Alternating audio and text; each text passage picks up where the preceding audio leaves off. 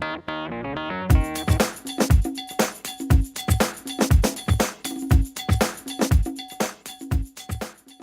been working with entrepreneurs and leaders since then, really being able to help them navigate the journey from starting a company and all the traits it takes to start a company, to being able to lead a company, which is quite different. And it usually requires some help in coaching, in management training and facilitation. And that's brought us to this moment where we began leaderpreneur panels for people who really succeeded in being able to make that journey. These are really opportunities for you to learn the wisdom from people who have gone on through all the bumps and the hills and the dales, and be able to give you some ideas about some of the traits that we have found are important for leaderpreneurs to be able to acquire. So when you're hearing some of these things, you don't want to be taking notes. You want to be taking some ideas home with you, because what you're about to hear has some great relevance for all of you.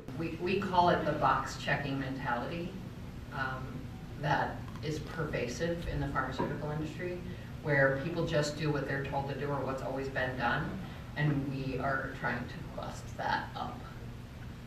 We are trying to get people to completely think out of any other realm they've ever been. Without transparency and communication, creating that transparency, people are just operating as a bunch of individuals. We have 42 individuals in our company working versus a singular team. Naturally, we want to learn more and want to advance the field.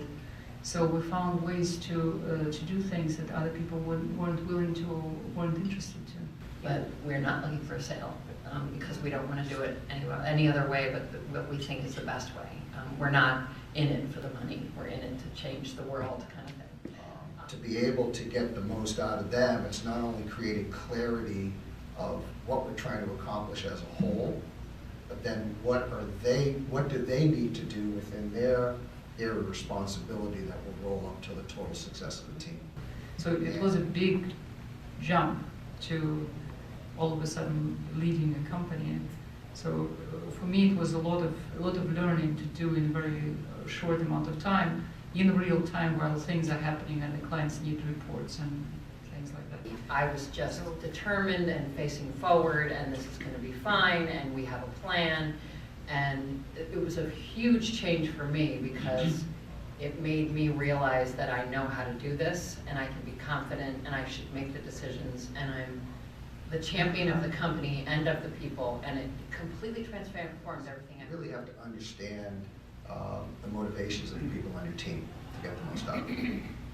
And that doesn't mean there may be 35 individual motivations. And breaking down that process, and in the process, sometimes I needed to learn sometimes that maybe this is not the best way, the way I want to get things done. So it's not an easy road, and which is why we have found that it takes being able to acquire some of these skills in order to be able to grow from a founder and entrepreneur, which is one whole set of traits, to be able to lead, which is quite another.